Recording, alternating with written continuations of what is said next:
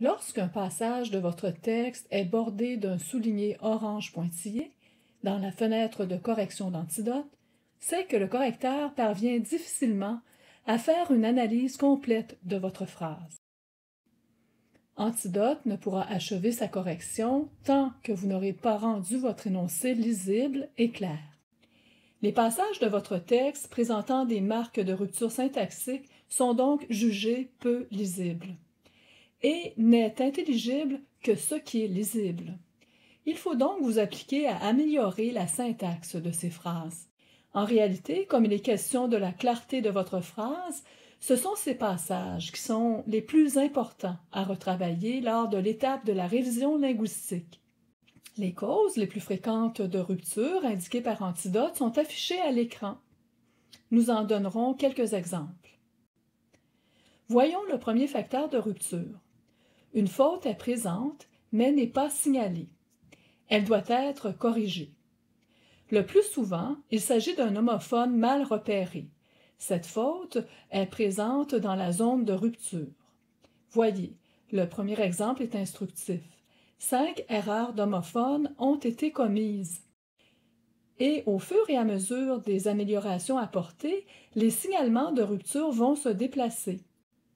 Il faut corriger en premier lieu l'homophone « se », puis la finale de conjugaison homophonique.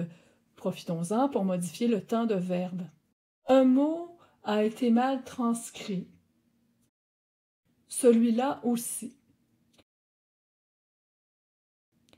Nous observons en finale de phrase 3 fautes d'homophone présentes. Les signalements d'erreur nous ont guidés au fur et à mesure de la reformulation. Antidote refait son analyse lors de la réécriture. Plusieurs fautes non repérées sont à l'origine des signalements de rupture que nous voyons. Les erreurs d'homophone sont encore présentes. Par ordre d'apparition, on observe une proposition principale sans verbe conjugué, des homophones et un paronyme. Voici une reformulation proposée. Le prochain exemple vient d'une mauvaise transcription du verbe. Il fallait écrire le verbe au participe présent. À l'ouverture de cette phrase, un homophone confond Antidote et crée la rupture, mais la longueur abusive de celle-ci crée de la confusion. Le dernier exemple achèvera de nous convaincre. Des erreurs d'homophones non dépistées sont souvent à l'origine de marques de rupture syntaxique. D'autres problèmes de syntaxe sont à signaler dans cet exemple. La reprise d'informations lacunaires et l'omission d'une virgule requise pour le complément de phrase. Le second facteur très fréquent à l'origine de l'agrammaticalité d'un énoncé est sa longueur abusive. On observe le non-respect du principe d'une idée par phrase dans l'énoncé. Chaque idée n'a pas été démarquée par une ponctuation forte. Une conjonction telle que « et » ne délimite pas chacune des idées comme le ferait le point final. À noter le paronyme « c'est qu'est » pour « c'est ce » et le vocabulaire qu'il faut enrichir. L'emploi abusif des conjonctions de coordination, puis, et, est une source d'allongement dans l'exemple. Les idées sont mal démarquées. Le principe d'une idée par phrase est ignoré dans cet énoncé également. Les idées se succèdent pêle-mêle. Remarquez, le complément de phrase « pour poursuivre » n'entretient pas de lien logique avec le sujet du verbe de la proposition principale. Sachez, il introduit pour cela un problème de syntaxe. On observe l'emploi abusif de la conjonction de coordination « et ». Le troisième facteur de rupture est associé à l'enchaînement des mots. Des éléments pourraient être absents ou des mots mal choisis dans votre phrase. Donnons quelques exemples. Il n'y a pas de verbe conjugué dans la phrase initiale. Un mot requis a été omis, la préposition « pour ». Il n'y a pas de verbe conjugué dans la proposition relative que le Québec a à offrir. Le mot manquant ici, le pronom personnel se. À observer les erreurs d'homophones tel et ça. Une virgule requise a été omise. Un mot requis non présent, le déterminant là. Des mots sont mal choisis.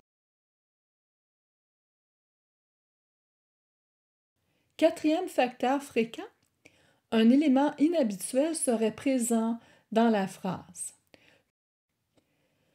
Voyons l'exemple d'un enchaînement logique brisé par un emploi irrégulier de la forme minuscule. Observons l'emploi d'une lettre minuscule pour un nom de famille.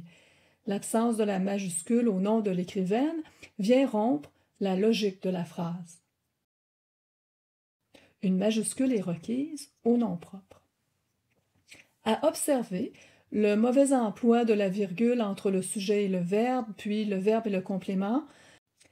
Les prochains exemples illustreront de plusieurs façons l'aide que vous apporte Antidote pour l'insertion adéquate d'une citation. L'emploi du deux points est obligatoire avant une citation qui est annoncée. Son oubli entraîne un signalement de rupture. Source de l'erreur, la citation est mal introduite. Lorsque l'on cite une expression, on doit l'intégrer syntaxiquement dans la phrase par un mot la qualifiant. On observe une utilisation de guillemets non standards. Les guillemets français doivent être utilisés.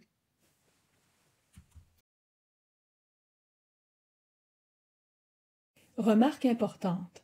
En présence de citations bien intégrées, ne présentant aucun défaut, ignorez le soulignement. Voyez cet exemple. Les barres obliques servant à séparer des vers que l'on cite sans les détacher du texte confondent Antidote. Plus rarement, comme cause de rupture syntaxique, examinez le mode, le temps ou la conjugaison des verbes. Comme source d'erreur ici, une attraction paronymique liée à une mauvaise prononciation ou discrimination auditive.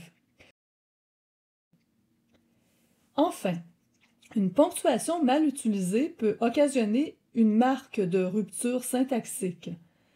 La virgule pourrait être mal placée, voire interdite dans le contexte.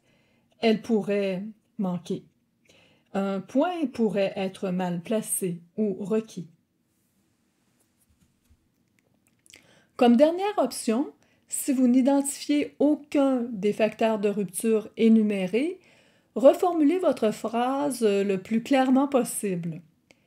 Réécoutez au besoin cette capsule. Votre compétence à traiter les ruptures syntaxiques augmentera. N'hésitez pas à faire appel à votre assistant et aux professionnels du CAF pour vous aider. Consultez l'article portant sur les phrases agrammaticales dans le guide de rédaction d'Antidote. Et retenez que si Antidote parvient difficilement à analyser certaines de vos phrases, votre lecteur risque d'éprouver les mêmes difficultés et avoir beaucoup de peine à vous comprendre.